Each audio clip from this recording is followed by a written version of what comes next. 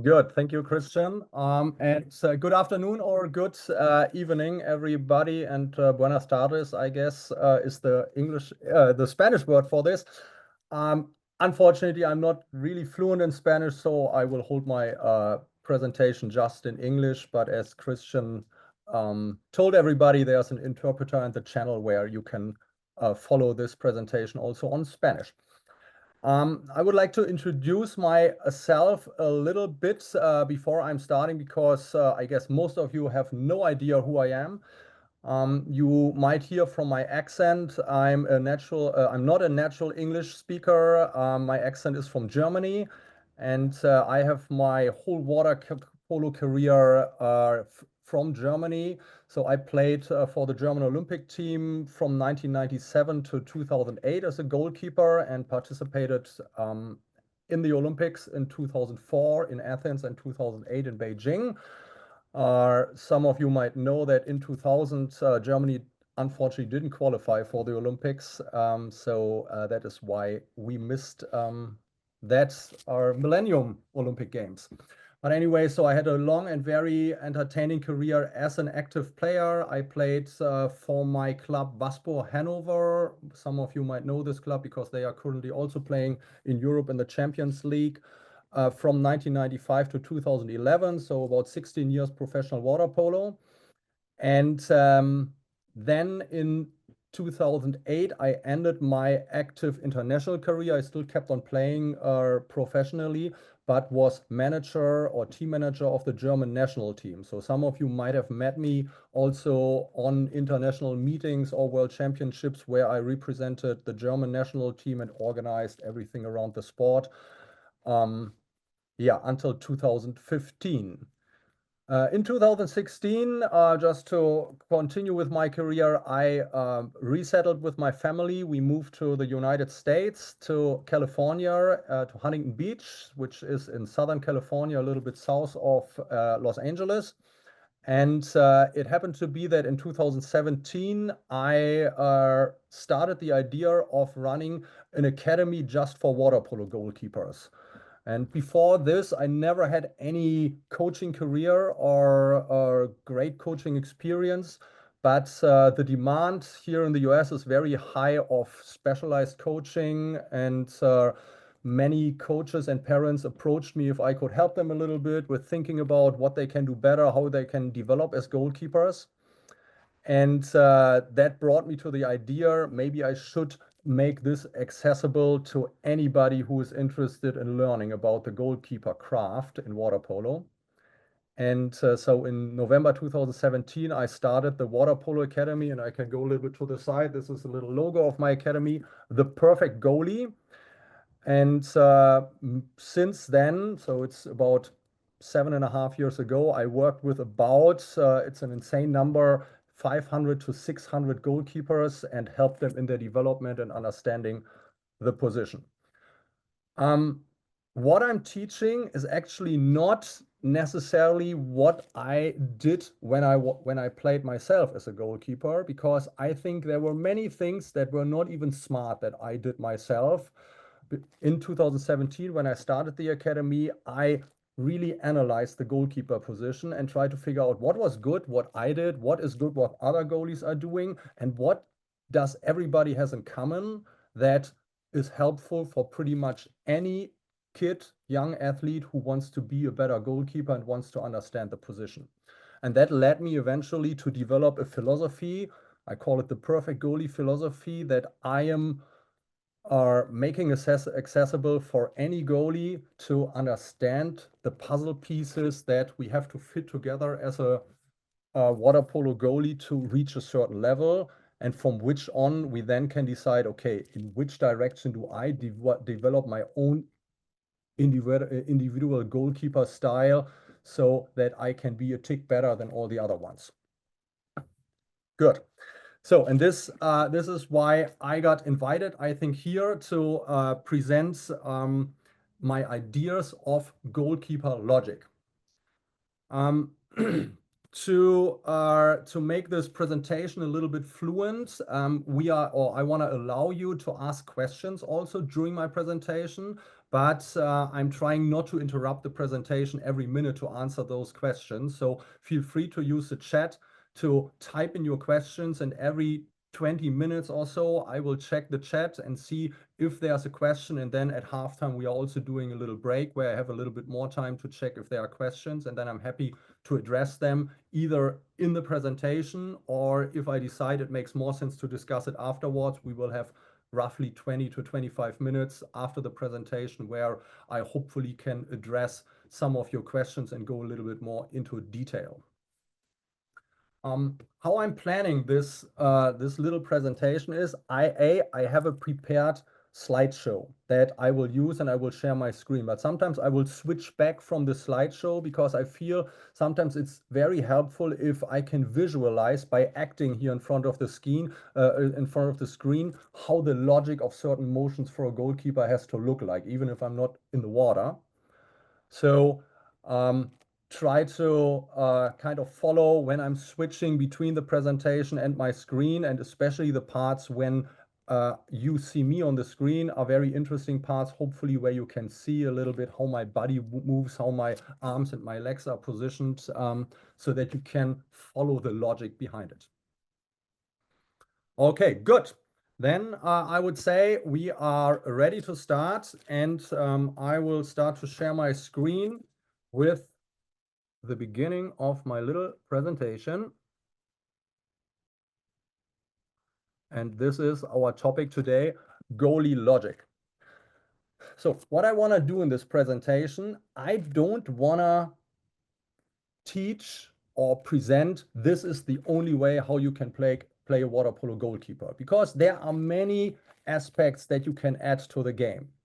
But there are certain things that are just logic or that are physical rules that we have to follow to be able to be a good goalkeeper. And this is pretty much what the key and the core component of my philosophy is, that it's not special strategies that we can play as a goalkeeper, but what the logical components and puzzle pieces are that everybody, doesn't matter if you are tall or if you are short, has to follow to be the most successful in this position.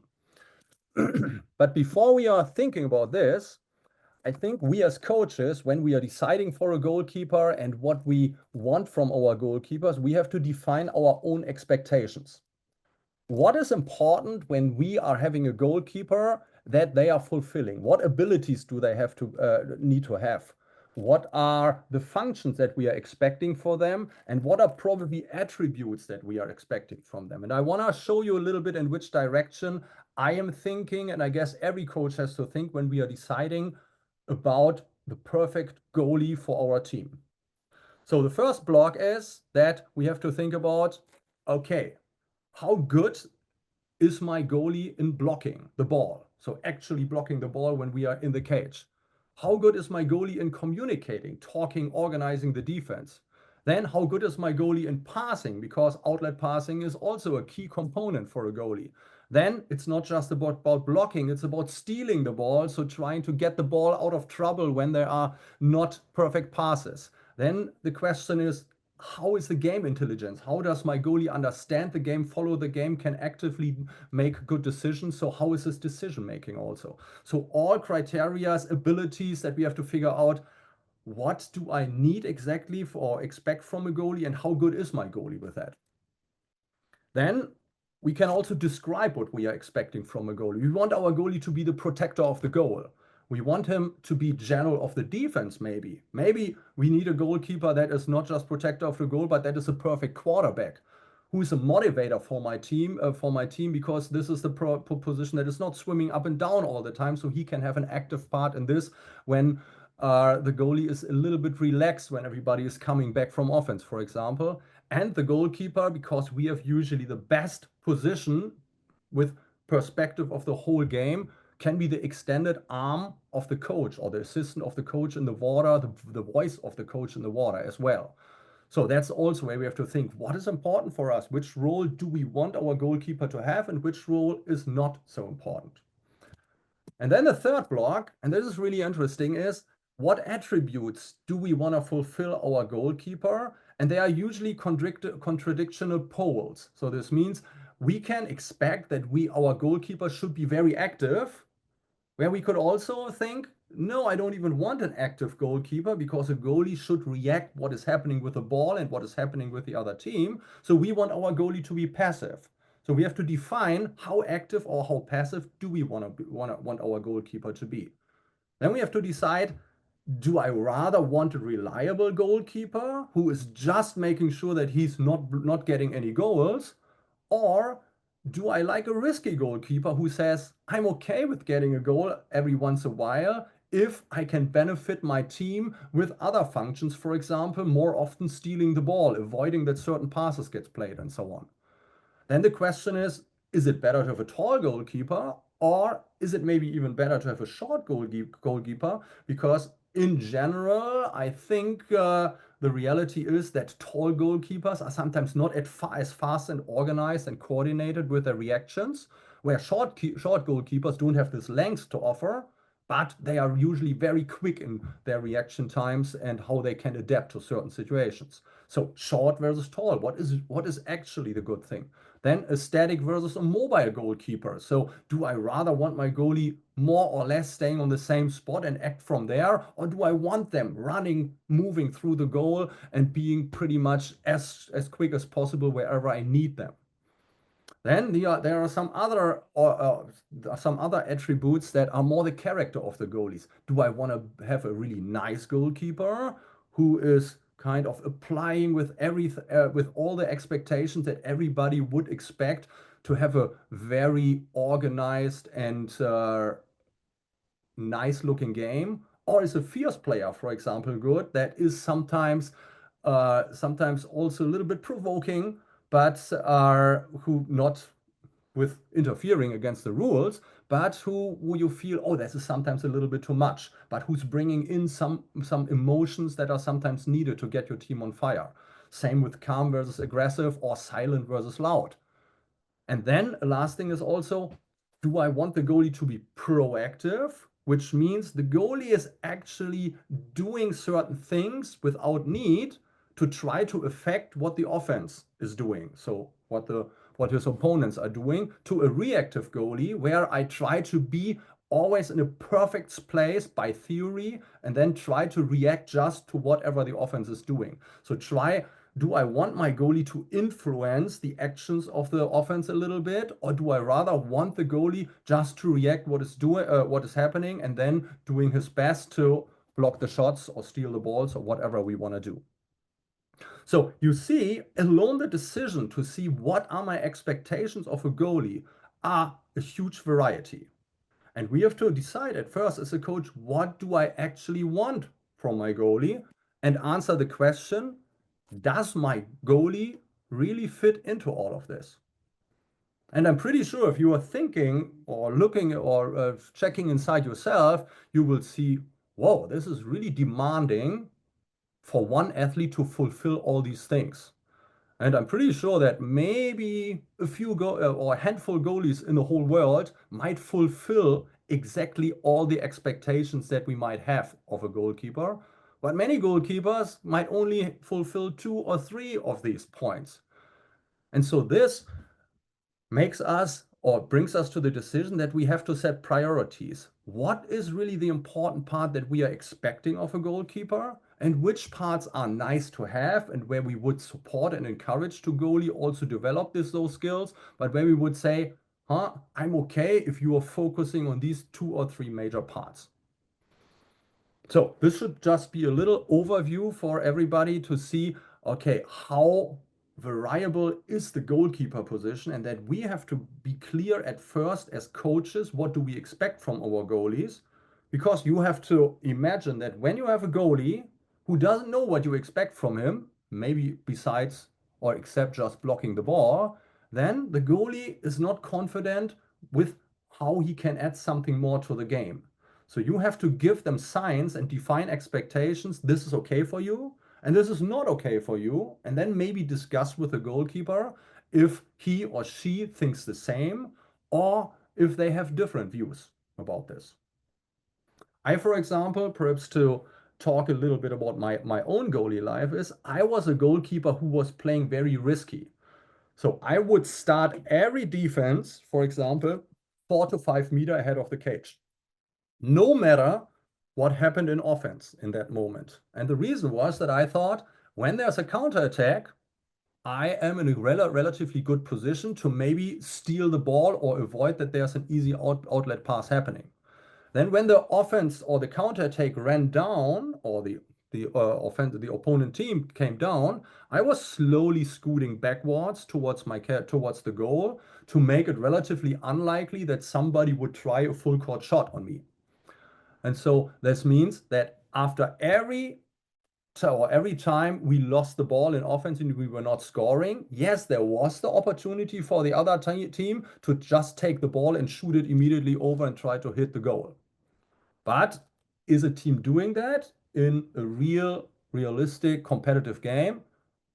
By my experience, at least not. So I had always the chance to see if there's a counterattack, I'm ready to steal the ball. If not, I'm going back to my position. And the outcome of this risky playing was, yes, I received in my whole career 3 goals by full court shots, which is embarrassing at that moment, and everybody is laughing about you and making jokes about you. But on the opposite side, I stole 400 to 500 balls out of counterattacks. So I have hundreds of balls that I stole out of a counterattack compared to 3 embarrassing moments where everybody thought, why the heck are you doing this? And this should show you that, yes, everybody probably agrees getting a full court shot for a goalie is not a good thing and not what we want. But if on the other side, I am stealing a lot of balls, then it might make sense that the outcome overall of my play is rewarding for my team. And so this was my thought process. And fortunately, my coach was supporting this. If I would have a coach who said, I never want you to get a full court shot, this would have meant, yes, I played farther deep in the goal, but this would have also meant that probably instead of stealing 400 to 500 balls, I only would have stolen 100 balls in my career out of a counterattack. And a counterattack usually leads to a goal with a 60–70% likelihood. So you can calculate yourself how many goals this would have been. So just a little example how I was playing myself. Okay, good. I hope that makes sense so far as introduction at first. I want to get now a little bit into detail about what are the actual functions that we are having as a goalie and that everybody probably expects from us. And this means the perfect goalie probably has to get his or her team in possession of the ball. So many people would probably say blocking is a major function of being a goalie. But blocking just means, yeah, we are avoiding that the ball goes into the cage or into the goal. But if we are causing a ball that goes out or so causes a 2-meter, or we are causing a rebound back in the field, then the other team might still be in possession. So we avoided a goal, but we are still not in possession to try ourselves to get a goal. So the perfect block is not just blocking the ball. The perfect block is also when we are trying to control the ball to get in possession of the ball. Then the second function, of course, of the goalie is that once we are in possession of the ball, we have to make sure we protect our possession. So this is a part that I feel that often gets overlooked with goalkeepers, that they are learning how can I protect the ball if someone attacks me and I'm in possession right now of the ball. So we have to make sure getting in possession of the ball, protecting the possession of the ball.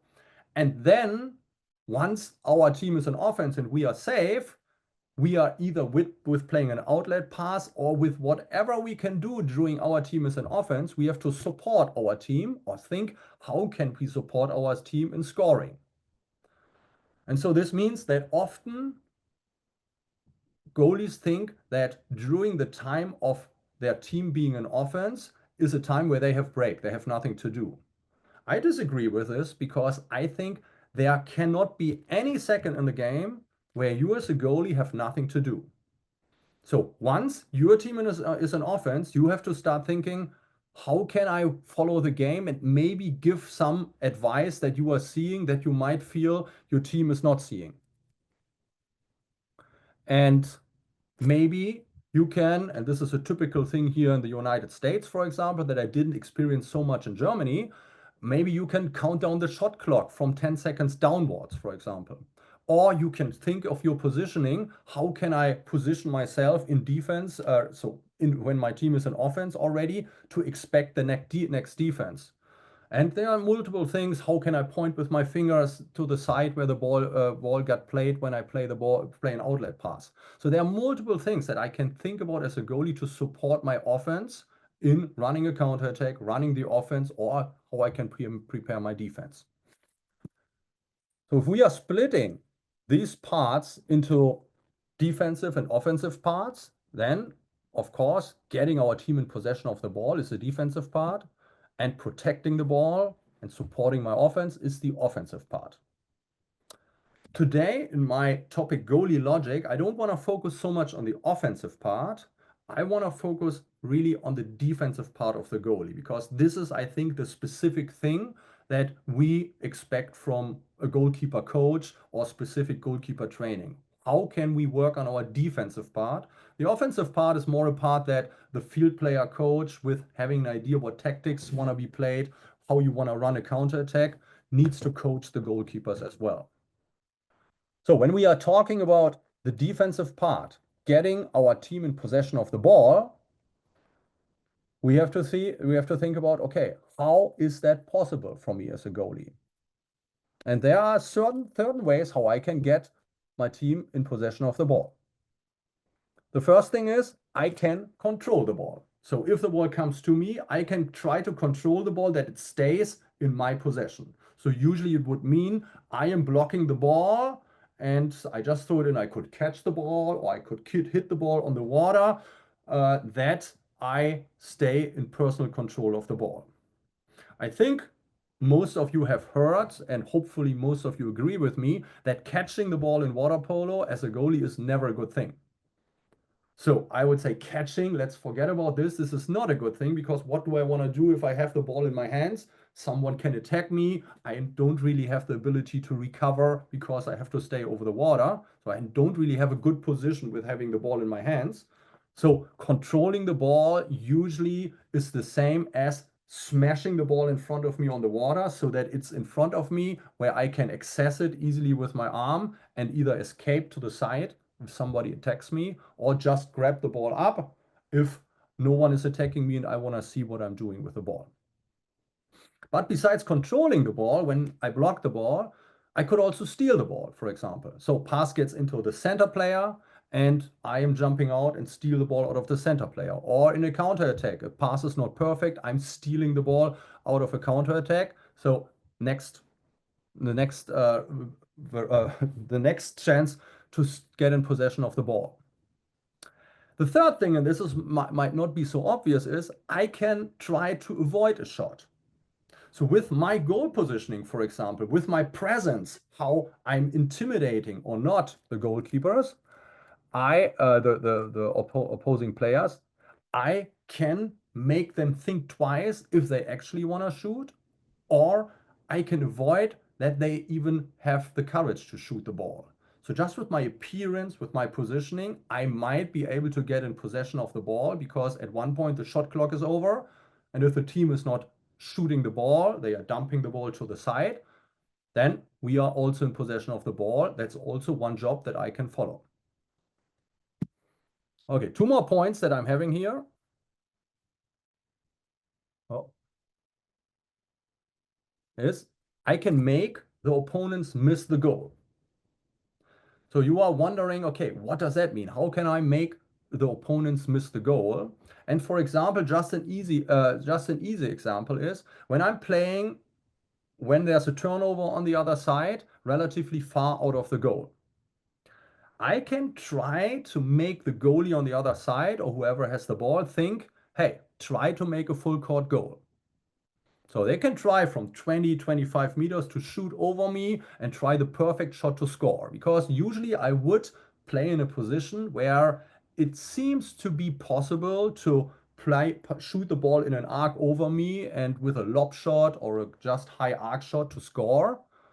But the likelihood to do this from 20 or 25 meter, when there's a goalie who at least has a chance to go backwards to block the ball, can get the ball, the likelihood of scoring is really low.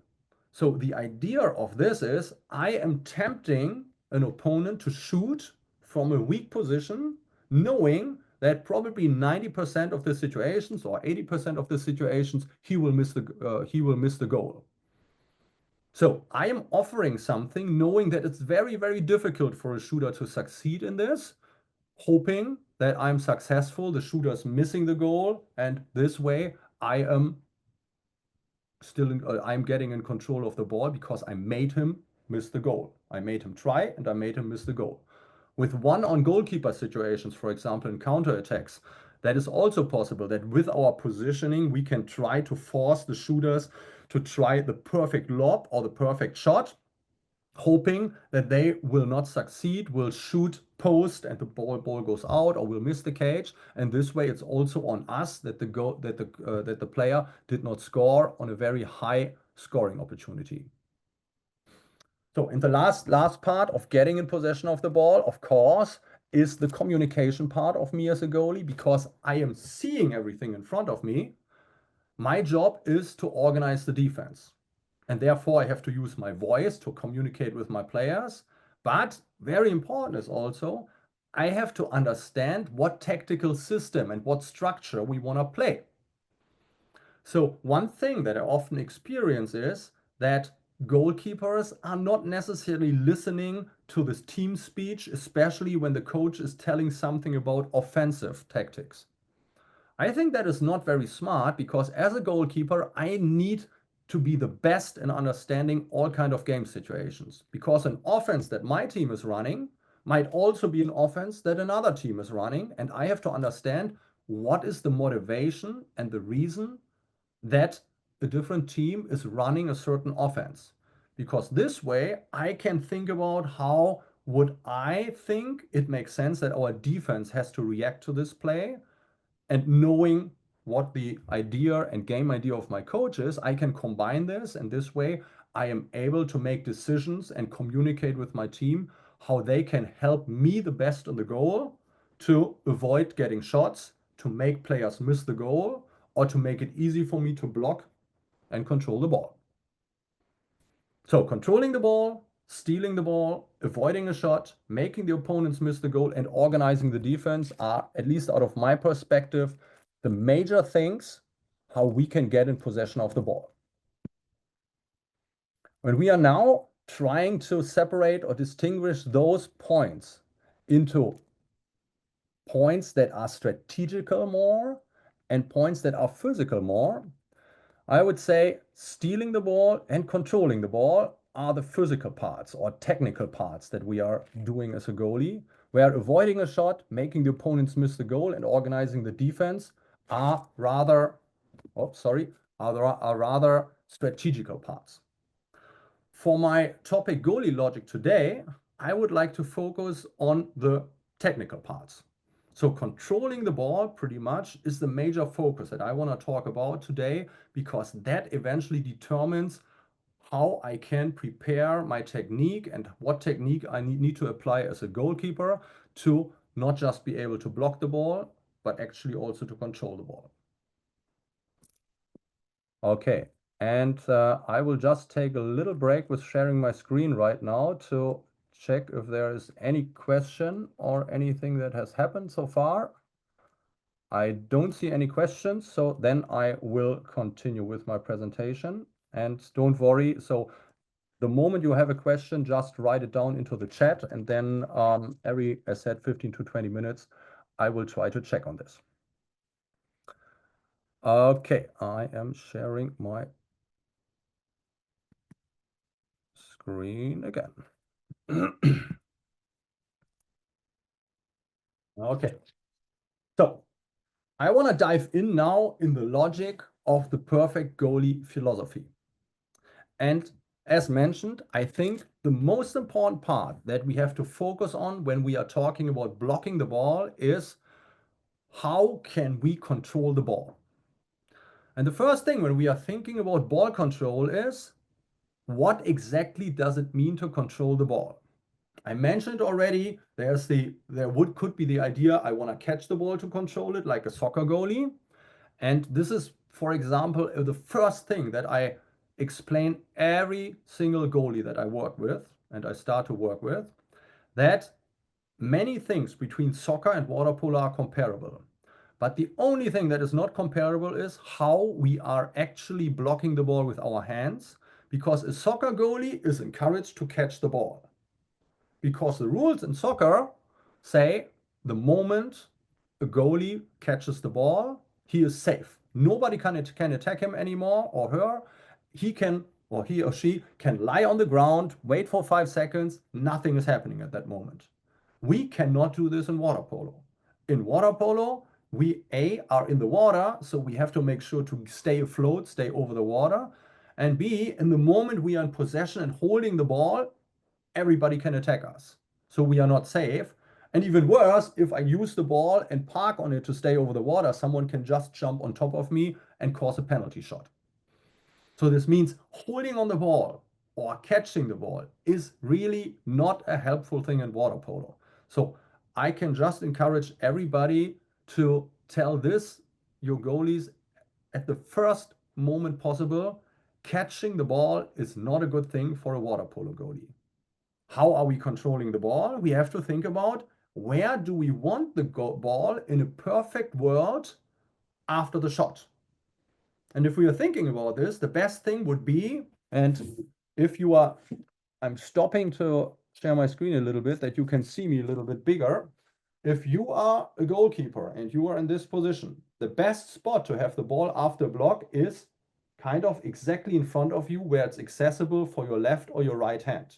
The cool thing with water is the ball stays in front of me on the water. So if I'm able to block the ball in front of me on the water, I can see if somebody is attacking me. If yes, I have the alternative to escape to the left or to the right side. If not, or if I feel there's no room at the left or the right side, I can lift up the ball high and see where I can pass the ball.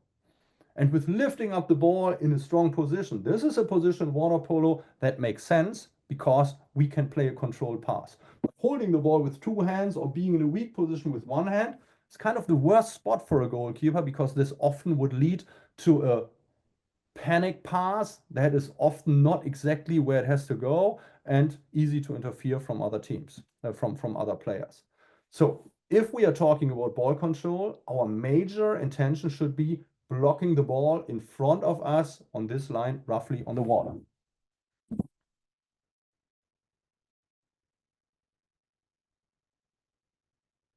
Okay. Good.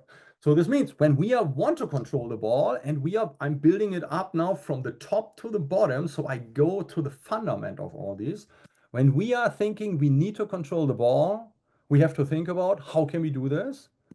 So we need a reaction and a reflex to get to the ball where the ball gets actually shot to. Because one thing is clear, we can't decide where the ball goes to. The player on the other side is deciding where the ball goes to. So the question is now, what are we understanding under a reaction? What are we understanding under a reflex? And what exactly is the difference? And I think that is very important to understand, because there are things that we can do without knowing where the ball exactly goes to. And there are other things we only can do, and motions we only can do the moment when we know where the ball exactly goes to be able to control it.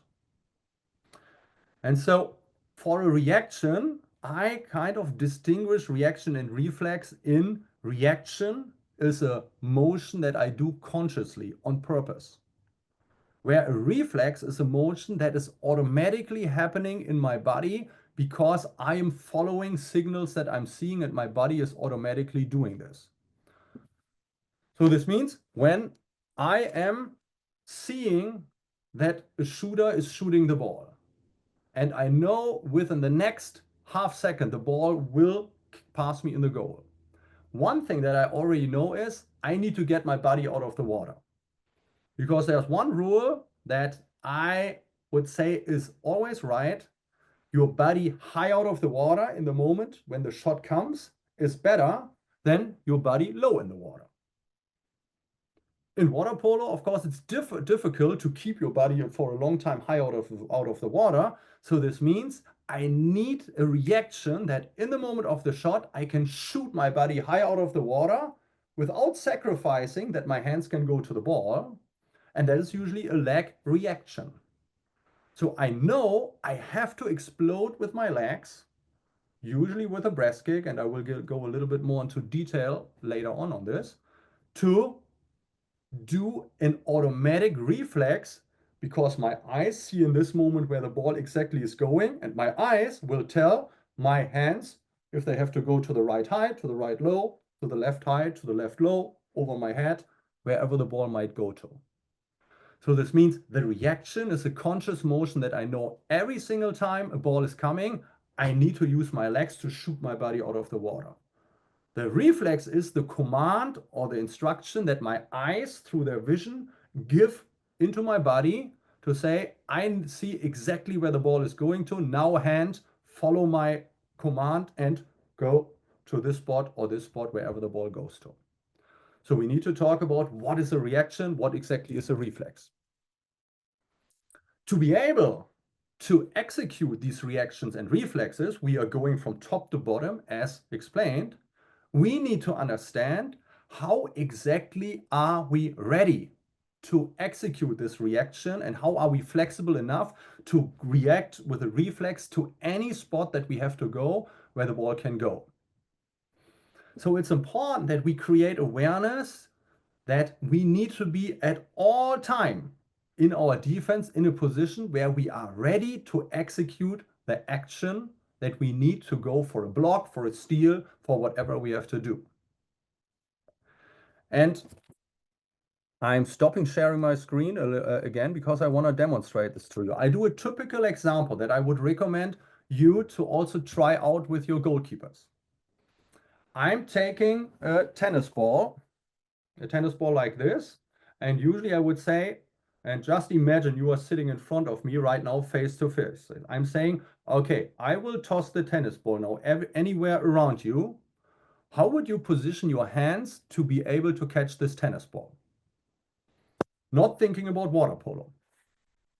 And so now most goalies at first will start, and I go a little bit down, will start just sitting with their hands here, and I toss the tennis ball, they try to react, and the ball goes past them. And then they will figure out, oh, that didn't work out so well. So they will start to have their hands suddenly in this position. And I show you from the side, it looks they have their hand in this position, so slightly ahead of them.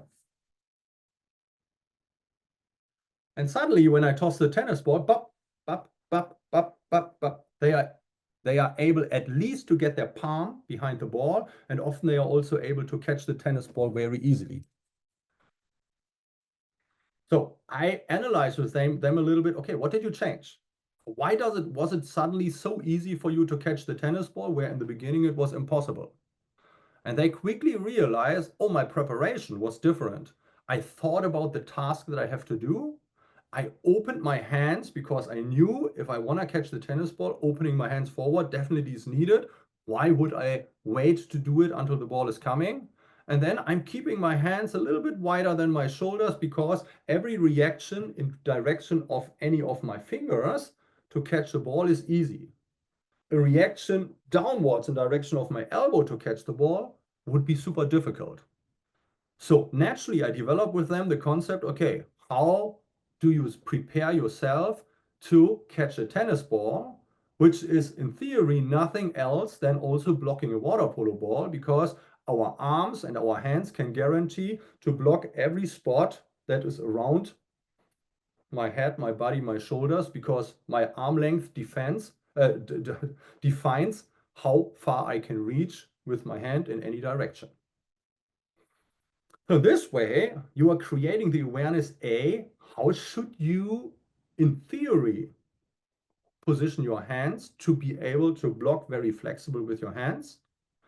And then also the understanding, we have to decide and identify what is the perfect position in water polo to be perfectly ready for a block.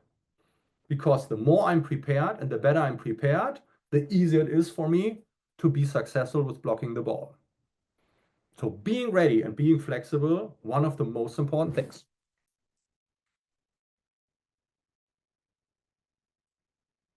So, and we are still going one step down, because what do we need to do? We need to know when we are talking about how are we perfectly ready. We need to know the theory behind it. What exactly is the perfect goalie position? And how can I what do I need to be in this perfect goalie position? So what are the fundamental motions that I need to be able to get into this position? And what exactly does it mean to be balanced? And if we are going into this detail, then we kind of can make ourselves and goalkeepers understand what are the parts that we have to be aware of and that we have to master to be able to be actually ready in water polo and flexible, to be able to react and having a reflex to the ball, to be able to control the ball. So only when we are going deep into the fundament and are aware how and what kind of motions we need to execute and to add together to be ready, then we can guarantee that we will be perfectly able for ball control. And this is why I numbered those kind of steps and this little pyramid with the first thing is to understand when we are having a logical approach for a goalie, how to perfectly position ourselves as our goalie, how to be balanced. This means we know and we can build up on this how to be ready and flexible. This means we can react and be ready for a reflex to the ball, so we can use our human reflexes, and this allows us to gain ball control. Okay, good. So I would say I'm checking again if there is any question right now. I think everybody is fine. Then I will go through the next topic. So one more slide, and then we are doing a little break. And the next slide will cover now the discussion and the ideas. How are we in our perfect goalie position and balance? And so there are in total 3 sections that we have to discuss. One thing is, what are we doing with our legs to be in our perfect goalie positions? The second thing is, what are we doing with our arms to be in a perfect goalie position?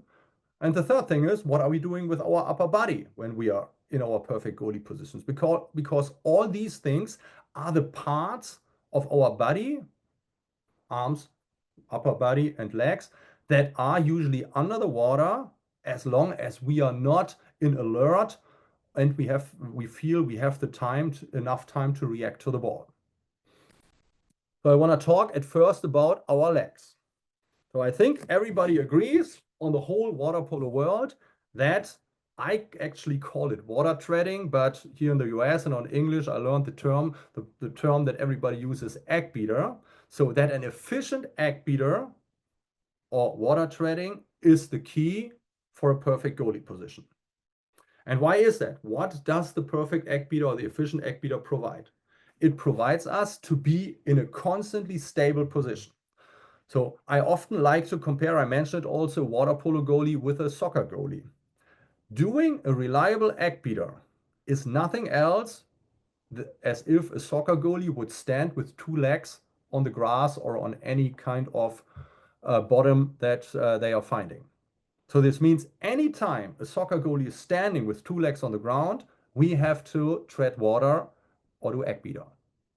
And we are doing this to create stability, to be perfectly balanced, and to have a certain elevation out of the water to make it a little bit easier eventually to get into the next steps of blocking. And what are the key factors now? And the question is not only what are the next factors, for me it's always important, why are those the key factors? So maybe many of you have heard, or when you are explaining the egg beater motion, that you are saying, keep your knees wide and high. The question is always, why is it important to have your knees wide and high? And often I get the answers, yeah, I need my knees wide because otherwise I couldn't even do an egg beater.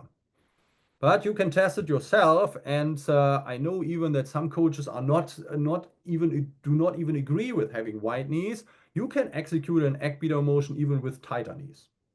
But why does it make sense to have your knees wide? And I want to stop sharing my screen for a moment again and demonstrate you how it would look like for a soccer goalie. So I hope everybody can see me right now. I'm standing up a little bit. And when you see a soccer goalie being ready for a shot, the soccer goalie would usually stand like this and not like this, and also not like this. So usually with his legs a little bit wider. Also probably not like this with super wide legs. So the legs a little bit wider than shoulder wide. Why is that? Because we call it sometimes an athletic stance. This gives me stability and balance. So even if I move with my upper body to one side or to the other side, I'm not falling. And if I want to go in a direction, I can push off with one leg and immediately go in one direction. So this means even in soccer, I have my knees a little bit wider than my shoulders to be balanced and stable. The same idea is what we are having in water polo. So as long as I keep my knees in the same width all the time in water polo, I am ensuring that I am stable all the time, I am balanced all the time, and if I have to, I can move in any direction as fast as needed. The next point that is very important is we have to point our toes, if possible, always to the outside. And some of you might think, hey, stop a second. Aren't we circling our legs when we are doing egg beater? So pretty much circling our lower legs.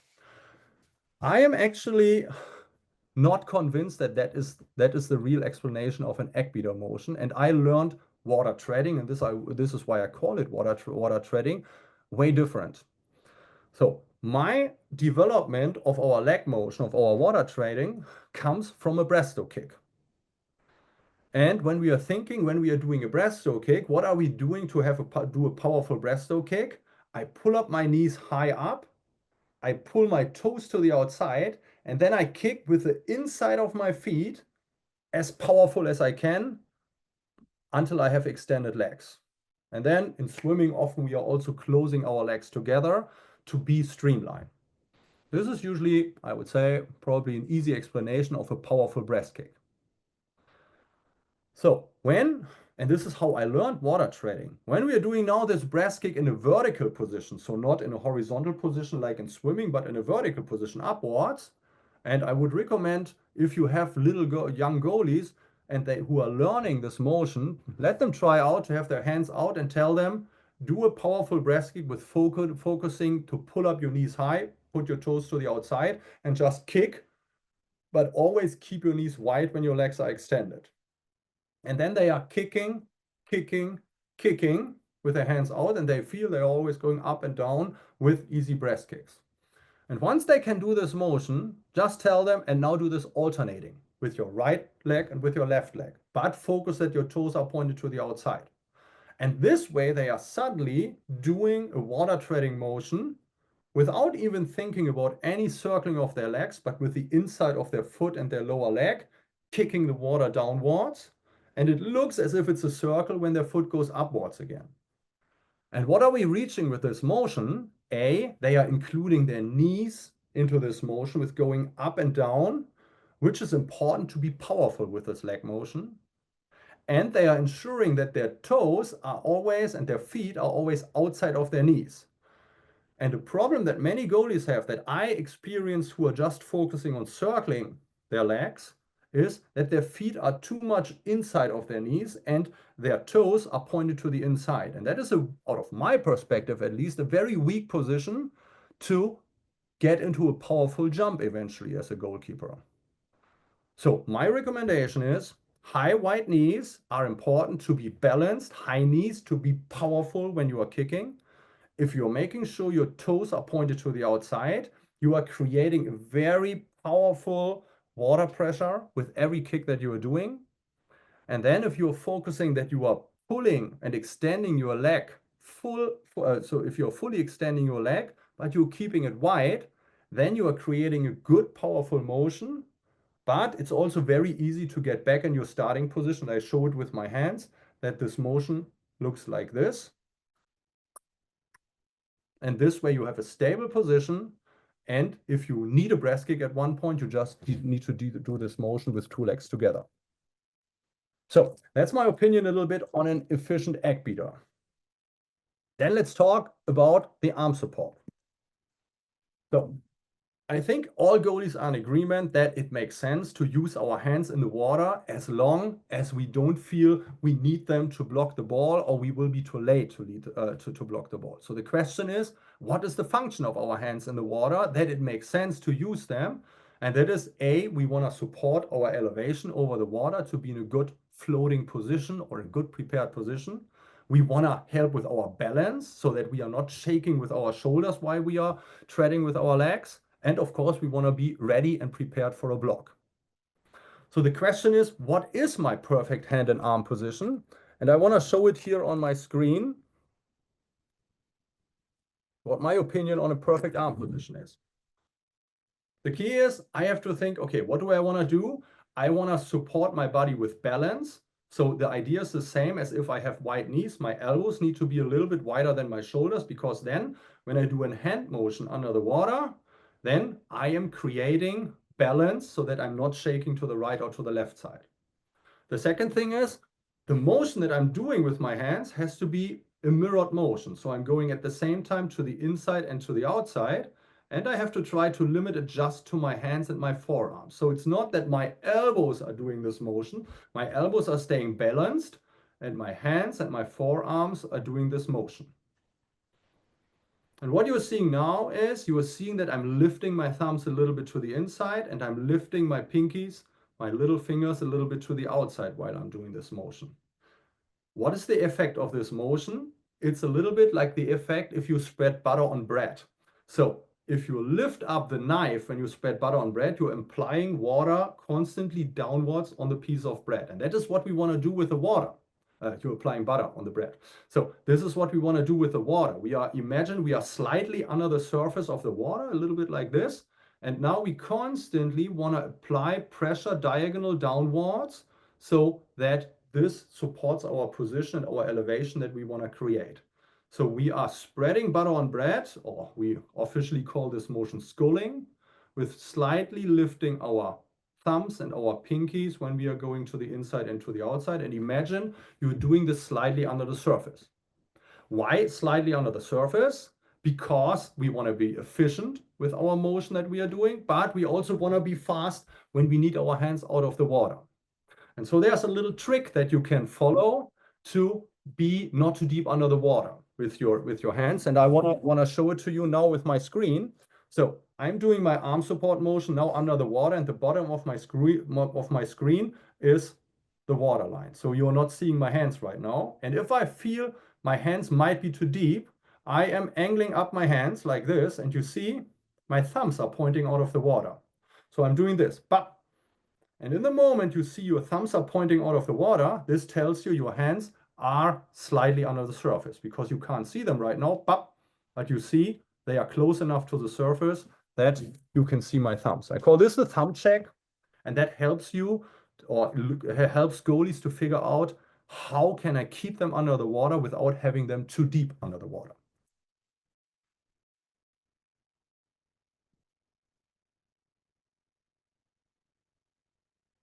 Okay, good. So then the last thing to our arm support motion is also how far do I want to have my hands and how big do I want to do my arm support motions. So we have to do this motion, but we also want to prepare our blocking motion. So this means make sure your hands are working slightly around the spot where in theory you want to get your hands out to be flexible to block the ball. And we had this example with the tennis balls that having our hands slightly wider than our shoulders is the perfect position of our hands to reach wherever we want to reach. So this means have your hands exactly under the water in this width and go in tiny little motions around the spot so that you are fast in this position, so that you are flexible to get out and block the ball.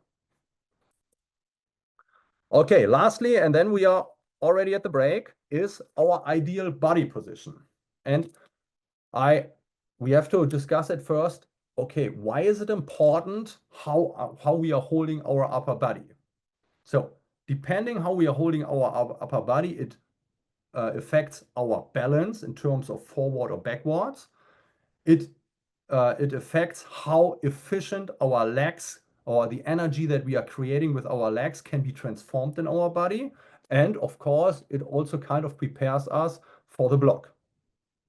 And so important is, and I stop sharing my screen again. Important is that our body position, when you see me from the front, is in a neutral position, always exactly vertical. So my shoulders and my hips are vertical to each other, so that I'm not shaking to the side or I'm leaning to one side. I want to be perfect vertical. From the side, the key is that my body is not straight upright. My body is slightly leaned forward. And the question is, why is that? And I show you also my legs now. If you see, if I'm standing upright, my perfect balance is that my body is upright. If I'm now getting into a squat, like my water treading or my egg beater position, you see, for a perfect balance, my shoulders have to be exactly on half of my thighs, because this way I'm in a perfect balance. And when I want to jump, I will extend to a perfectly balanced position also to go into a block. So the key of leaning forward is not for the purpose of springing back with my body. The key of leaning forward is that when I'm exploding, that my body is in a perfect position that I can bend my body to the side. And to help goalies with this is when you are telling the goalies lean slightly forward, let them look down. And if they can see through the triangle of their thighs, so they pretty much see their hip and the thighs up to their knees, and they can look through the middle of this triangle to the bottom of the pool. This ensures that they are slightly leaned forward with their upper body, because then they can easily look downwards. If they are too far downwards, they won't see through the legs. They probably don't even see their knees anymore. If they are too far upright, they will see their chest at first. So your upper body position can be assured with slightly leaning forward, looking down, seeing the triangle of your knees. The depth of the hands can be checked with thumb check, seeing if your thumbs are pointing out of the water. And then for egg beater, high wide knees, toes to the outside, and intensive kicks with your with the inside of your feet. Okay, so I would say that was probably already a lot of information for the first half. Let's give it a 5-minute break right now for everybody to get some water or take a little bathroom break. And then we are meeting at 7:05 again. Wait, it's 8:05, so 20:05 Eastern time for the second part. So 5-minute break or 6-minute break, and then 8:05 meeting again.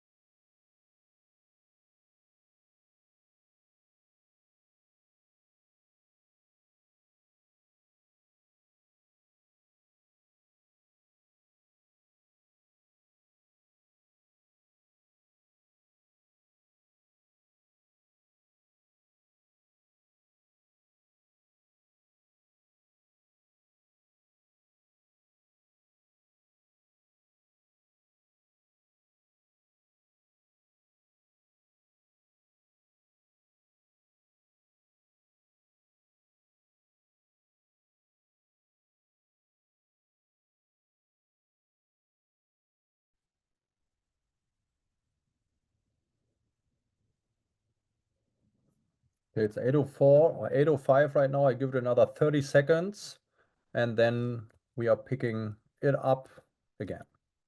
So another 30 seconds.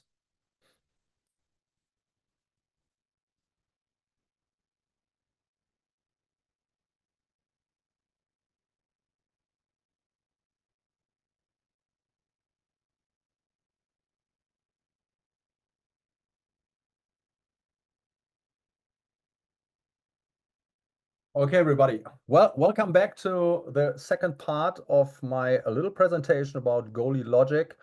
I hope you still have some energy and focus left, and it is not too chaotic what I'm presenting here. I just finished with the parts of the fundamentals of the goalie position. So pretty much the thought how to do an efficient egg beater, how to focus and why to focus on certain parts of our arm support, and what to do with our upper body. So, and we need this to go to the next part and the next stage in our little pyramid, and this is how to get in our ready position and what is the perfect ready position and the perfect flexibility for a water polo goalie. And when we are talking about ready position and flexibility, we have to be aware of one point at first, especially when you are getting to a higher level. The goalie has to react to the unknown. So I know and I'm aware we are seeing players. We can try to read signs that players are giving us. We can watch the shoulder position of the players. We can check on the ball position of the player. But eventually, the players are also relatively smart, at least when they play at a higher level. So they know that goalies are reading them. So the challenge that we are having as a goalie is always, what the player is showing me actually what the player plans to do? Or does he want to confuse me or lead me into the wrong direction with the signs that he or she is giving me? So this means, to be realistic, we have to say, we as a goalie definitely don't know what will happen next. We can have an idea, but we don't know. And so the key is that we have to be prepared for whatever the outcome of the next action can be. And then we can think if we add something to our plan. But the first important thing is we have to know how would a perfect ready position look like as a goalkeeper. And therefore, we have, in theory, three major points. The first part is the intensity of our egg beater. Our egg beater, I mentioned it before, is pretty much similar to a soccer goalie standing on the bottom. But as you know, and if you think about an athletic stand, a soccer goalie is also not just standing with extended legs on the bottom and totally immobile. They are bending their knees a little bit because they want to be explosive. In the moment, they have to be explosive. So we have to figure out how can we create the best explosiveness with our legs for the moment when we have to explode with our legs. And there, the intensity of our egg beater comes into play. And the intensity is the intensity how we are pushing, plus the speed of our egg beater, how fast we are moving our legs. And there is an exact intensity that we have to apply to have the perfect explosiveness and the perfect momentum of our legs for the moment of the shot. And I haven't believed it before, but meanwhile, after working with hundreds and hundreds of goalies, I am relatively sure and relatively confident to say that there is exactly one body position that tells us that we are working intensively enough or exactly in the right intensity of our legs to be ready to explode. And this is, and I stopped sharing my screen again, and I want to show it to you. So if you are egg beatering and with your arms in your normal position, if the water line is exactly touching your armpits, so if your armpits are touching the surface of the water, this proves the intensity and is the perfect combination of intensive, powerful legs, fast legs, and still a compact and reliable body position that allows us to be super explosive when we have to jump out of the water. So I try to demonstrate it a little bit. So when I am in a position, and imagine I'm a soccer goalie, I am only bending my knees a little bit because I want to be able to jump upwards. Therefore, now I need to egg beater in a very fast speed to have my armpits over the water, because this way my elbows are still bent in the water. I can do my arm support, and when I'm jumping, my body and my hands get out of the water and I can go to the ball. If I egg beater too much and I'm higher out of the water than my armpits, then suddenly my arms are already extended and it's super difficult for me to explode and block the ball. So being too high out of the water is not helpful actually for blocking and jumping and reaching to the side, because I'm wasting all my energy with getting high out of the water and I don't even have a good position to block the ball anymore. So the opposite thing would be if I'm too low in the water, like this, the water is here, then I'm not explosive enough, so I can't really jump out of the water, so I have to lift my arms upwards. This means I can't reach far to the side. So the intensity of our egg beater is one major key to be ready, and that is the intensity of your egg beater, and that works for every goalie that I know. When your armpits are touching the surface of the water and you still have your hands slightly under the surface, your legs are working intensively, because otherwise you wouldn't be with your armpits out. This guarantees that the legs are ready to explode and shoot you out of the water. If you test this out and you will have a goalie jump with different leg intensities before they are getting to jump, you will see when they are working with their armpits over the water, this will be at least plus minus a few centimeters, the highest point they can jump out of the water. This is a typical thing, by the way, that I'm demonstrating when I start working with younger goalies, that I show them how high I can jump out of the water with different egg beater intensities. And believe me, it works every single time without cheating, that they say, this position when I had my armpits over the water clearly creates the highest elevation out of the water. And jumping high defines how far I can reach to the side. Okay, the second thing is, what are we doing with our arms and what is important with our arms to be ready and with our hands to be ready? And there's one rule that I also tell every goalie. An extended arm for a goalkeeper is never a good arm. So this means, and I stop sharing my screen again. This means when I am egg beatering and I'm in my goalie position, and you see from the side, I'm doing my arm support, my elbows are bent. If I do my arm support here, my elbows are not bent anymore. So this means I'm not flexible with my arms when I want to get out for a block. So I need to make sure that my elbows are bent. I also need to make sure that my elbows are not extended downwards. So meaning either I'm too high out of the water, or the opposite thing would be I have my hands too deep in the water. We talked about the thumb check already. So this means if I'm too high out of the water, my elbows are extended and I'm not flexible anymore. The key for being flexible, we had this with our tennis ball example, is I need my elbows bent so that I can open my hands and my elbows can support my hands wherever they want to go to block the ball. So a bent elbow is the key for my hands to be flexible. And if we want to stay in our concept with being ready, my elbows have to be slightly under the water. My hands have to be slightly under the water. Thumb check to see that they are not too deep under the water, so that when I'm jumping out of the water, my hands will get out and I can go to any block.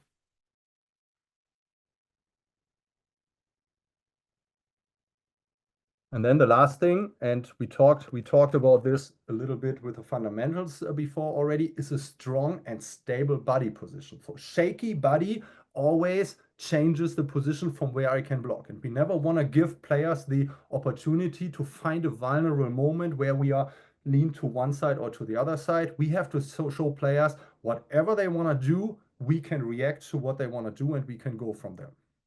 So strong and stable body position, mobile arms with flexible elbows, and an intensive egg beater to armpits over the surface is the definition of a perfect ready position, at least to my philosophy, for a goalkeeper. Very easy to teach goalies and very easy for you as a coach also to check on.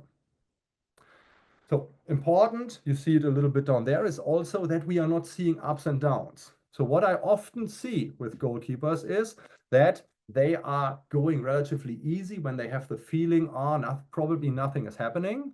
And then they go very hard if they see someone is taking the ball and fakes the ball. So they are going up and down, up and down, up and down. The problem with up and down is you're pretty much having an engine, these are your legs, and you are switching it off and you're switching it on, off, on. So you never have the right working temperature of your engine or the right speed of your legs that you are actually really explosive.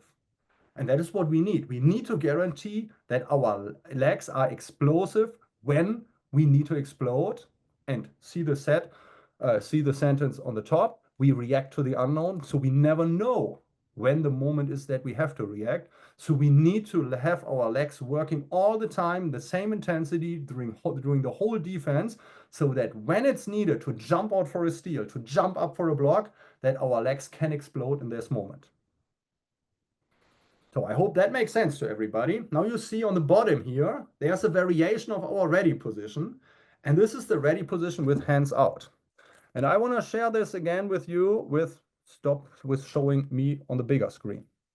So I'm showing you right now, this is my ready position with my armpits over the water. And I usually do a test with goalkeepers that I tell them, I will do a one-on goalie with them. I go with a ball and fake with them, and I tell them, show me what you would do in a game.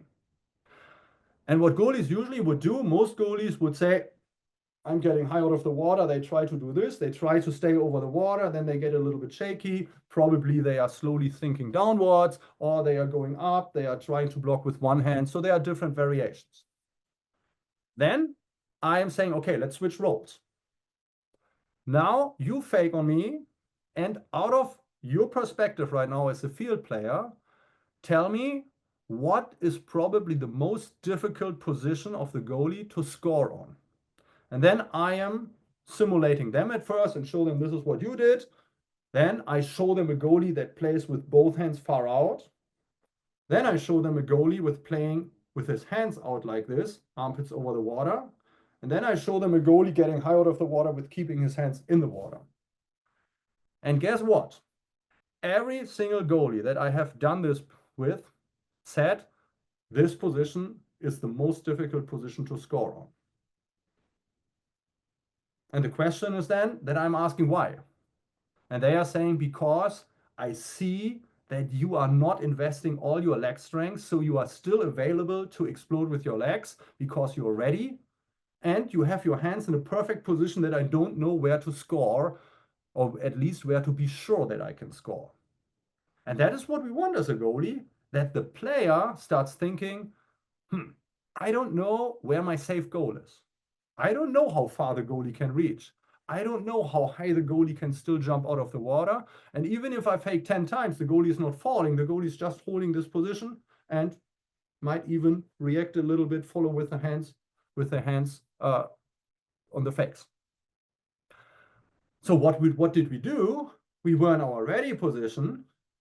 And in the moment, I was feeling as a goalie that I have to do more because the ball comes close. And this is when the center, for example, gets the ball, when there's a drive, when there's a driver coming to meter and gets the pass, or in man-up situations, for example, when we feel we have to do more than just being with our hands in because we might be too slow, let's just start with getting our hands out at first. And then we can see how high you want to hold your hands, where you want to go. So this is why I'm describing the variation of ready position is the ready position with hands out. So every time that you as a goalie feel you have to do more, the solution is not getting higher out of the water because this extends your arm and you are wasting a lot of leg energy and you are not having it anymore to jump. It's taking your hands out of the water, and now from there you can decide how high you want to move your hands out of the water. Okay, good. Then let's talk about flexibility of a goalie. So one thing is we are in a static ready position on a spot, but eventually we also want to be able to follow the ball. So this means one thing that keeps us flexible and makes us react on what is happening with the ball is that we have to have our eyes on the ball at all time. I like to say to athletes, the ball tells the story. So it doesn't matter what the referee is doing. It doesn't matter in the first place what all the other players are doing. And it doesn't even matter what the player with the ball is actually doing. What matters is what the ball is doing. And the good thing with us humans is, if I see the ball and I focus on the ball, I still recognize what the player is doing. So it's not that I'm not seeing anything else around me. And the more experienced I am, the more information I still gather, but I'm focusing on the ball because the ball tells me exactly what's happening. And as long as the ball is not flying to a different player, there's no reason for me to step over to a different player. If the ball is flying over to a different player, I can see exactly in which arc or in which trajectory the ball is flying. And that tells me how much time do I have to be in my new position, so that if I need to do anything that gets me out of my ready position, I have a little bit of time where nobody is touching the ball where I can do this. And so therefore, we need our eyes on the ball. We need body balance to be able, whatever happens with the ball, to react on this. And we need patience that we are not doing something because we think it makes sense. We are only doing something because we see something is happening with the ball and we are following this ball motion. And if a player moves with the ball, yes, we can move with the player. If the player passes the ball, we can move, adjust our position to a position that might be better in relation to the new position of the ball. Important is that we are trying to be not affected by fakes. And I know that is sometimes difficult because they are very good fakes sometimes, but that we are not getting out of the way or getting out of balance with fakes. So the only thing that we should do with fakes is we might react with our legs quickly and then recover. And the other thing is we should do nothing that is not intentional. So if I, as a goalie, want to show the player something that I show him, I move to the left and I'm getting back to my position to affect the player and make him think that he can shoot. We can do this. This is proactive. But if I'm drifting to the side, for example, without noticing that, that is unintentional and that doesn't make sense, because then I'm not aware anymore where I am and I'm probably not perfectly ready and perfectly flexible for the next shot. So being ready is important. Focus on the ball, patient and flexible to react on whatever happens to the ball, that I never get caught in a vulnerable moment. Okay, let me check if there should be any question. No questions so far, and don't worry, we have a little bit of time at the end to discuss questions. Then we are moving on now, where we know how to be ready as a goalie, to reaction, reflex, and ball control. So this means, what is the order of motions that has to happen in reaction to a shot? And I have a little sentence again that is from me, because I am very, very strict on this, because I'm 100% convinced that that is the solution to help every single goalie to achieve a better level. I know there are different ways how you can block the ball, but my experience is this is the key element that a goalie has to understand to be able to jump and fly through the goal. And this is, every active block starts with a vertical breast kick. So this means even if the ball goes to the side, I am not waiting to see where the ball goes to. The first thing that my legs are doing is, out of a vertical position, to shoot my body upwards. Because once my body is up and is on its way up, it always has it easier to bend to the side, for example. And I want to show it to you on the screen here. So this means in the moment I'm jumping up, when I see the ball is going to the side, I still can bend with my body to the side to reach to the side. So I don't have to wait to see that the ball is there and throw my body to the side, because then I have the problem to getting high out of the water. The problem is always getting high out of the water. So in the moment of the shot, I can jump, and this allows me, in the moment I see exactly where the ball goes to adjust my trajectory of my body or my flight curve of my body to commit to the ball. So the key is every single block starts with a vertical breast kick. And now people are saying to me often, yeah, but what then? What is when you breast kick too early? And I want to show you my legs right now. So imagine I'm egg beatering right now and I'm reacting on a fake. So this means there's a really good fake and it looks to me that it's a shot and I have to do something. I breasto kick, but my legs stay in this position. They are not getting together like this. They are staying in this position. And now, if I realize it's a fake, it's super easy to get back in my ready position and jump again. Back in my ready position, jump again. Of course, we don't want to do this 20 times in a defense. So only on really good fakes. But if there are great fakers like Felipe Perone, for example, or Filip Filipovic, Mandic, these great players of the world, if we are not reacting, having this active reaction on their fake, they will get us with just ripping the ball with a little hesitation in. If we are reacting with our legs, they see, oh, the goalie's reacting, they might think if they continue their shot. And as long as I'm not doing anything random with my arms, I am not losing anything because with keeping my knees wide, I can be balanced again to be ready for the next jump. So this means every single block, no matter what, starts with a vertical breast kick. So the order of the blocking motion is the first thing, a vertical jump, a vertical breast kick with hands in neutral blocking position. So I'm not doing anything crazy with my hands. So you will see vertical jump does not mean I have to go just straight upwards because we have now additional motions that are happening. The first thing that is very important after I, on purpose, executed a vertical jump is my eyes have to track the ball at all time. And why is that important? A, I am gathering constantly information, what's happening with the ball. That is important for me to be accurate.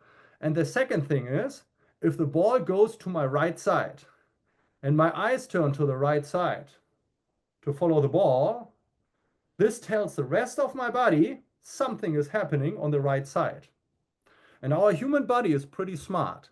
So this means if our eyes and our head turn to the right side, then our body knows I probably have to commit a little bit to the right side. And now you see, even if I jump vertical, my body can bend while I'm jumping to the right side, and my block is suddenly a diagonal block and not a vertical block anymore. And if you see, I stopped sharing my screen again for a little bit. If you see my logo in the back side or behind me, this is actually a shadow of me when I was in action. And you see, this is a block where I go for a high corner shot. My body is high out because I jumped upwards, but while I'm jumping upwards, I'm bending to the side, and this makes me reach to the side while I'm jumping upwards. So it's not that I'm not going directly to the corner, I'm starting to go up and convert this motion laterally to the side. Okay, so my eyes track the ball at all time. So the third part of the motion, I just described it, is my body bends sideways in direction of the block. And if I keep my knees wide, I can even think if my legs have to do a next kick that shoots me more to the side. So this is, you might have heard about this motion, a double breast kick motion or a double effort motion. So this means if I kick out and I feel I'm not reaching far enough, but I have enough time to add a second motion, in that moment I do an additional kick to kick me more to the side. But important is that with my first kick, my body follows my eyes and gets in the direction where I want to block the ball. Now it's important that my head follows the ball, but my shoulders are staying squared. So many goalies have the problem that they are not able to turn their head without turning their shoulders. So I show it also on this bigger screen again. So this means when you are shooting to me, I have to be square to you. And in the moment I'm going to the ball, I don't want to turn my shoulders to the side because you see now my blocking shoulders going backwards. I need to turn my head to the side, my body automatically bends to the side, and now my hand goes to the block. So you still see my chest forward to you because that ensures the best reach and the strongest position towards the ball. And while I'm doing this, the ball-sided hand lunges directly to the blocking spot. So this is now where we are getting into this reflex motion. So I jumped out of the water. This is a reaction. Automatically, my eyes are following the ball. My body bends to the side because they are reacting on what my eyes are seeing. So this is already a reflex that is happening on where the ball goes to. And now my hands are still waiting for their action until my body knows exactly how far I can reach to the side, and now my hand is finishing as if I'm catching a tennis ball, going exactly to the blocking spot. And I call it window cleaning because I want to show this also in the screen from the side. Every block that we want to do should be a controlled block if possible. And we said we want to control the ball in front of us. So if we imagine that exactly the line where we want to have the ball later on is a line where a window is in front of us, we just have to imagine that we are cleaning a window in front of us when we are blocking, and if we are smashing down the ball exactly on this window line, the ball will be exactly where we want to have it. So this means when I'm jumping and bending my body, now my hand goes along this window with palm against the window to be able to block the ball.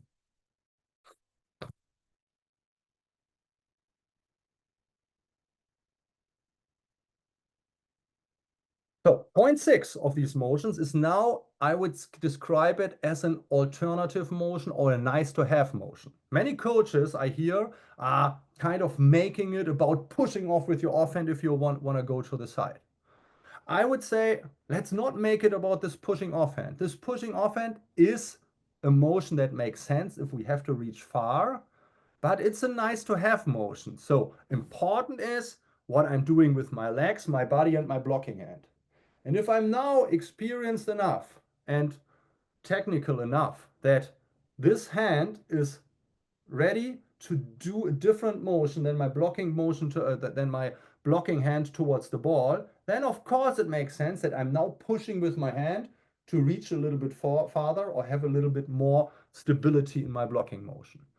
So this means in the order of the motions, I start with a breast kick. That is a reaction when I see that the player wants to shoot. I do this consciously. Now my eyes track the ball and they give the information what automatically has to happen with my body. My body has to bend, my hand has to go to the ball. And now the other hand that is not needed anymore when I'm going to one side can push off to give me more reach and give me a more stable position. So the offhand, the so-called offhand, can push back into the water to support my body if needed. And this is just for high corner blocks. For every block that is somewhere in my reach, I don't even need to push off with any hand because I don't need to make distance to the side. So, and now finally, to finish the block, I wanna snap down with my wrist. And I show this again on the bigger screen. If I wanna control the ball, eventually I wait until the ball hits my hand, and in this moment, I'm snapping my wrist downwards. There were times where I also thought it's about angling my hand and bouncing the ball down on the water. So pretty much I have to calculate where the ball comes. I have to angle my hand and then the ball bounces against my hand and gets down, deflected down on the water. I'm not a friend of this style anymore because it is all about coverage. If I'm covering behind the ball with my full palm behind the ball, then it's very unlikely that the ball gets past my hand. If I think I have to angle my hand downwards to deflect the ball, you see my coverage gets less and less and I do it extreme. If I have my hand like this, I'm just risking that my thumb gets jammed and I have to time the moment when the ball gets past my hand. So the risk of angling my hand is suddenly that I'm not even blocking the ball anymore. Where when I wait for the ball like this and the ball hits my full palm and I work in my daily practice that in that moment I smash my hand, then I'm always smashing the hand, hit the ball downwards, and this way I make sure that it's exactly where I want it to be and I don't have to calculate any blocking angle anymore. which is difficult anyways when you are facing very hard shots. So, and the last part of our blocking motion, after we controlled the ball to be ourselves controlled, we have to be immediately back in our ready position with wide knees, with good egg beater, with our hand position to see what do we have to do next to either escape with the ball to the side, lift the ball upwards, or if we couldn't perfectly control, even being ready for the rebound. So this means this recovery after a block is an essential part of our blocking motion, because in water polo, there's always another action needed. The action can be protecting the ball, passing the ball, or reacting to a rebound if we were not able to perfectly control the ball. So if we are categorizing those into reaction, the active reaction that we are always doing, our breaststroke kick, is happen consciously. Reflexes that are automatically happening once we see what's happening with the balls are the motions 2 to 6, starting with our eyes, our body, our hands to the ball, and even our offhand pushing the ball. And then the ball control is our motion 7 and 8, because the 7 is where's the ball ending up after our block, and then how can we make sure that we are protecting the ball. And so all these things together now, from starting to what to know, to what to do as fundamentals to get into a ready position, to be able to do the perfect reaction with our legs, the perfect reflex with body and hands, and to control the ball, are building up on each other so that every goalie knows exactly if they are doing everything right or not. And suddenly you will see goalies can improve by themselves because they can have a checklist if they did everything correctly to increase their chances to block the ball. And then, of course, it depends a little bit if someone is a little bit faster, a little bit smarter, can be a little bit more focused, but also those things can be trained. But this is a time for a different presentation. Okay, so I want to go quickly through a last slide, and this is about lateral movement. And my mantra for lateral movement is be always ready to jump and block any ball. And I'm saying this because I see that many goalies are learning at first to slide when they want to go from one position to the other position. And maybe to describe it, I can't present it really on the screen. As sliding means we are reaching to one side, doing a breast kick, and then trying to reset our legs again underneath our body. This is a motion that covers a good distance to the side, but the problem with this motion is there's a time where we are totally out of a position where we can block the ball. And if we are not doing this fast enough, we are slower than the time that the ball takes to the next player. So I am not a friend of this sliding at all, especially not when we are teaching young goalies. Maybe when you teach advanced goalies, this is a nice add-on for long distance passes, but I wouldn't recommend to start to teach this for young goalies. For young goalies, I would just have the 4 focus points, because strong players wait for a moment of weakness to score. So we are not doing them this favor. So never stop your egg beater, even when you're going to the side. So this means try to stay ready. Keep your knees wide and figure out how you can move laterally, even with wide knees, keeping your egg beater. And eventually it is a little bit scooping with one foot, pushing with the other foot that moves you a little bit to the side. Never bring both of your arms to one side. So this means when you are having one elbow at the right side, one elbow at the left side, never do something across your body that brings 2 arms on one side, because then you have a weak side. So always keep your hands outside of your shoulders with whatever supportive motion you're doing. Never change your body position. So try not to lead with your body when you go to the side. Try to keep your body vertical while you're moving to the side. And by pushing, for example, with one arm, you can push your whole system to the side. And important, and this is what I often see, try to think right and left. So try, when you are following a ball, move to the side, and not to think at first how to adjust your body because you want to be square to the shooter. So when you're moving laterally, always think at first, make distance to the right or to the left, and then see how do you want to adjust your shoulders to the shooter. And if you're just following those four points, keep your egg beater rhythm going. Make sure one arm is the right side, one arm is at the left side, and you are never going across your body. keep your body vertical and try more to stay square to the shooter, or go directly left and right and then adjust your shoulders instead of the other way, then you are very efficient with always being ready to be explosive to block the ball. And you are still making enough distance that you can reach even on direct shots when they are going near side. Okay. So, and I think we are at 5:40, so I wanted to be done roughly at that point that we can also answer a few questions. So I ran a little bit through this last page. So if anybody prefers, I can also demonstrate a little bit about this lateral motion, but otherwise I would give it to the audience and everybody, and would like to answer some questions if there are any things that don't make sense or any points where you feel that is not how I've learned it, to discuss it. Well, I hope you enjoyed the presentation a little bit, and I give it to everybody, and maybe Christian, you can coordinate this, that we have a little question answering.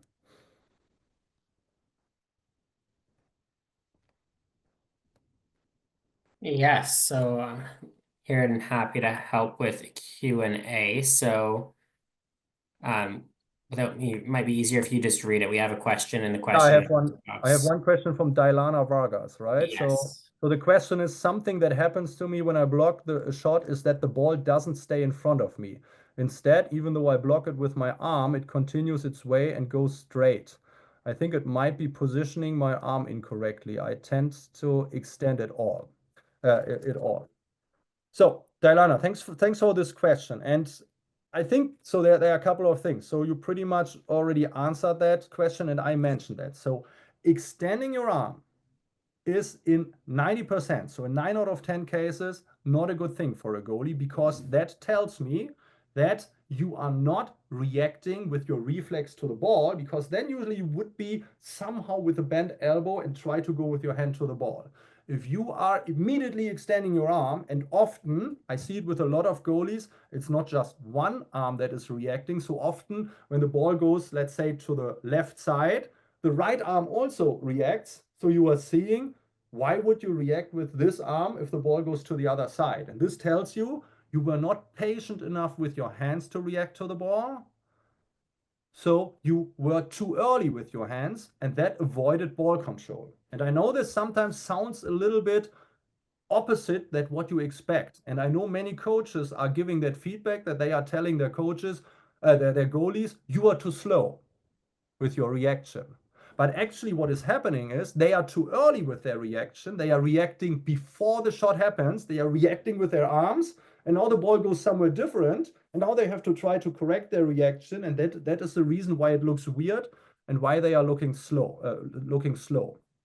The secret to repair this, and it's not even a secret, is if you are focusing on your legs to start a block, if you are not worried to be too late with your hands, then your legs react in the moment of the shot. They shoot your body and your hands out of the water. And now you suddenly can wait a little bit longer to see where exactly the ball goes to. So this means instead of reacting immediately with your arms, your legs are reacting. And now your eyes know exactly where the ball goes to. And suddenly your hand can go, instead of extending automatically, can go exactly to the ball.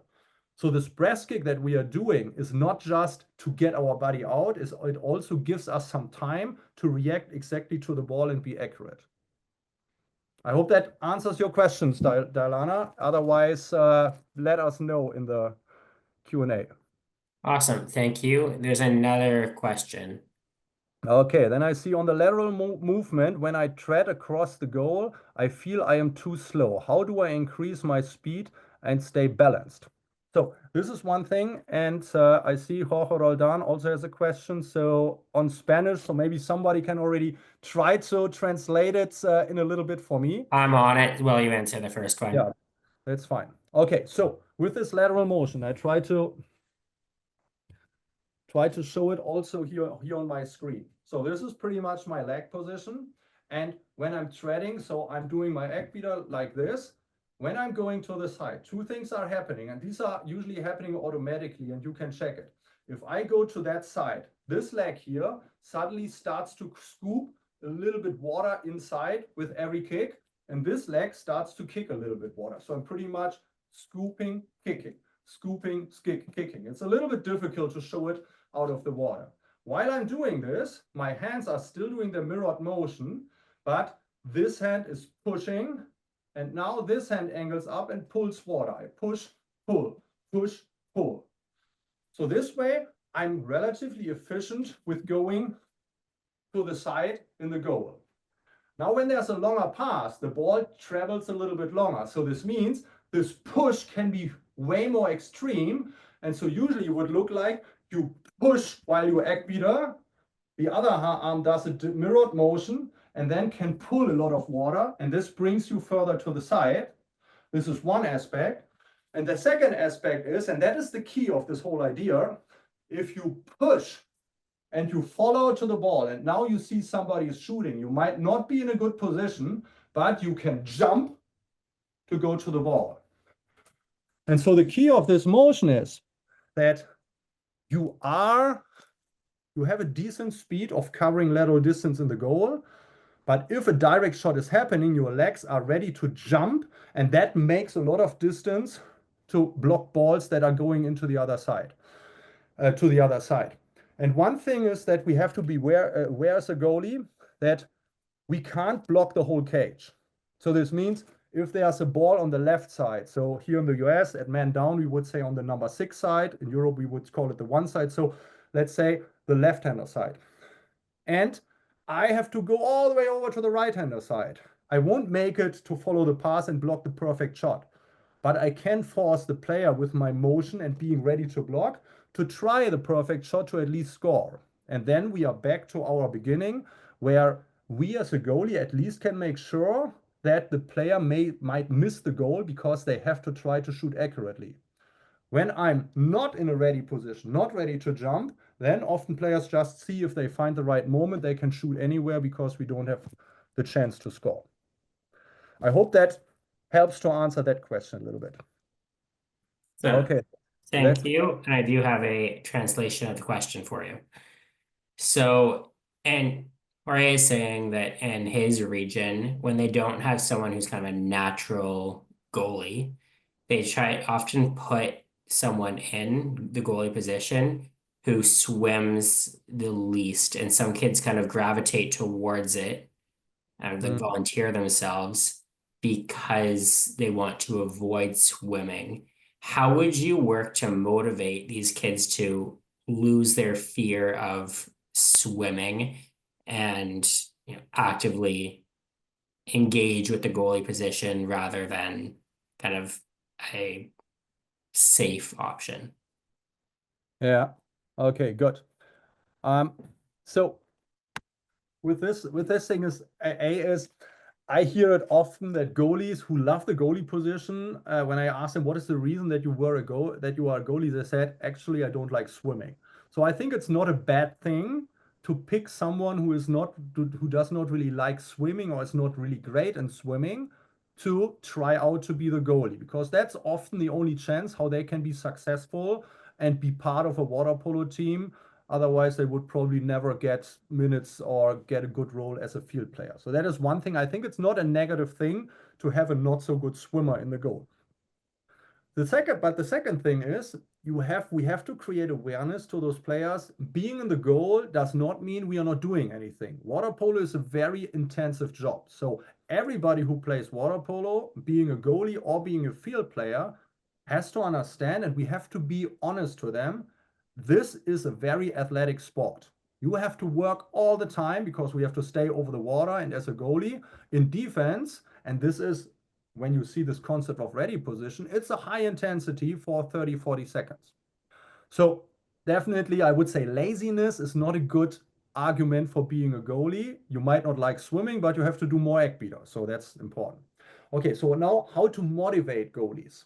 I think the best thing, and that was my motivation to play a goalie, and I think that is the coolest thing that you can tell goalies is, goalie is one of the positions with the highest chance to be the hero of the game.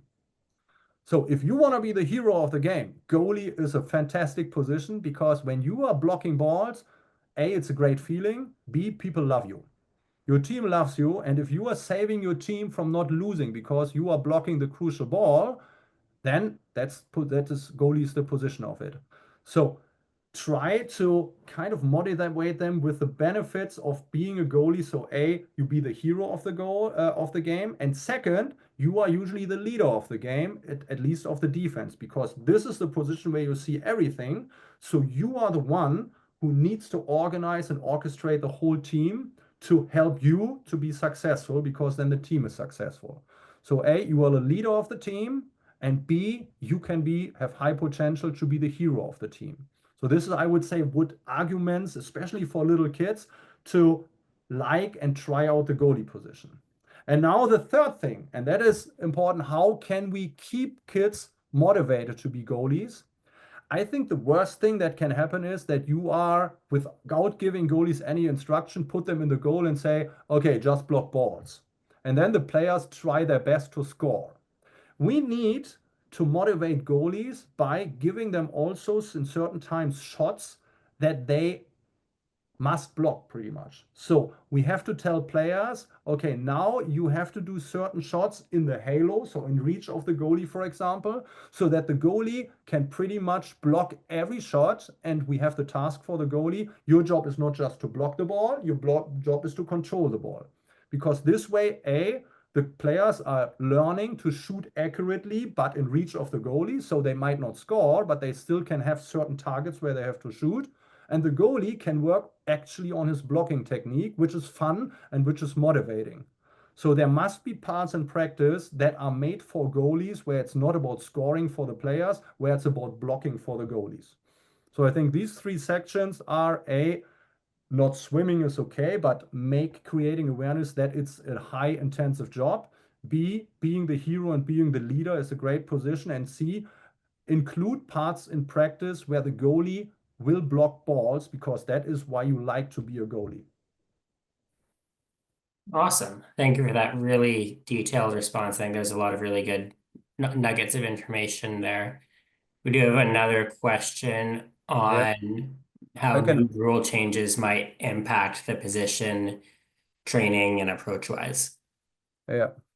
So one thing with the rules, so with the rule changes, I think the basic philosophy of the goalie will never change, or will never get changed by any rule change, except we are suddenly playing with a different ball, or the goal is round shaped or something like this. So as long as the goal has the same size and we are still playing with a ball and in the water, the basic principles stay the same. The strategical approach of a goalie might change a little bit, but with those rule changes, and I assume you are referring to the new 2-meter box a little bit, so that that players can be closer to the goal line all the time, we might think that this affects the goalie position. But out of my perspective, it's not even changing anything, because I feel that when the ball is at a bad angle, so this means someone is close to the goal line on the right or the left side, what we should avoid to do as a goalie is to square all the way to this player, because that might be helpful to really cover the whole goal, but it weakens us to do anything on the other side of the goal. And often someone that is not shooting there.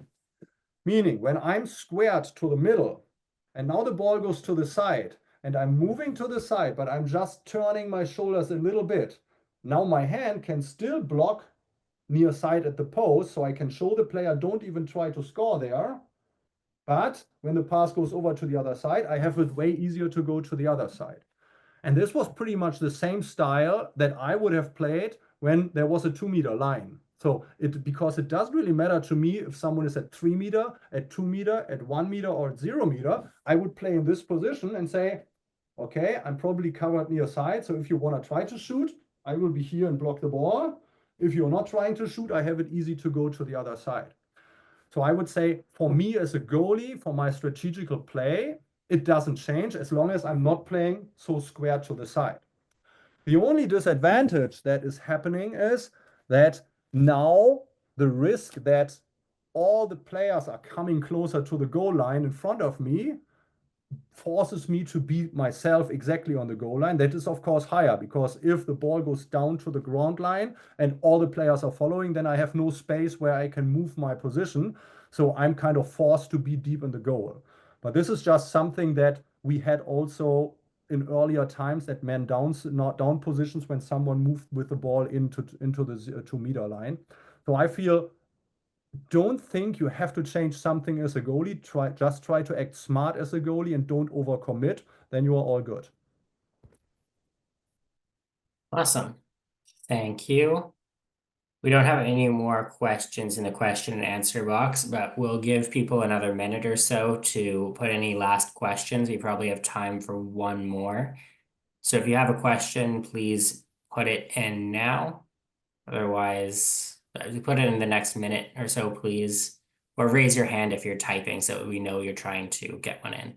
And maybe as long as we are waiting, so I want to really offer, because this goalie academy is my job, so I'm doing nothing else than working with goalkeepers. So if after this webinar you have a question, and I'm sure you can get my email address from Christian, then feel free to reach out to me, and I'm happy to help you and answer your questions also afterwards. So that's definitely what I would like to offer to support you also after this webinar. Perfect. Thank you for that. And I do not see any new questions in the question and answer box. So we'll wrap up for the evening. Thank you all for joining, and thank you, Mitza, for your presentation. There's lots of really good information in there. I hope that everyone took something away that they can apply their clubs and in their practice. You will see an email with some recordings and other information in the next couple of days. So yeah, thank you for your time tonight. Thank you for joining, your participation. Keep watching your emails for future opportunities with us. Thank you and good night. Everybody And for a big listening. thank you to Mitza for all of your presentation and energy. Okay, All thank right. you. Good luck for everybody. Good night, and thanks again.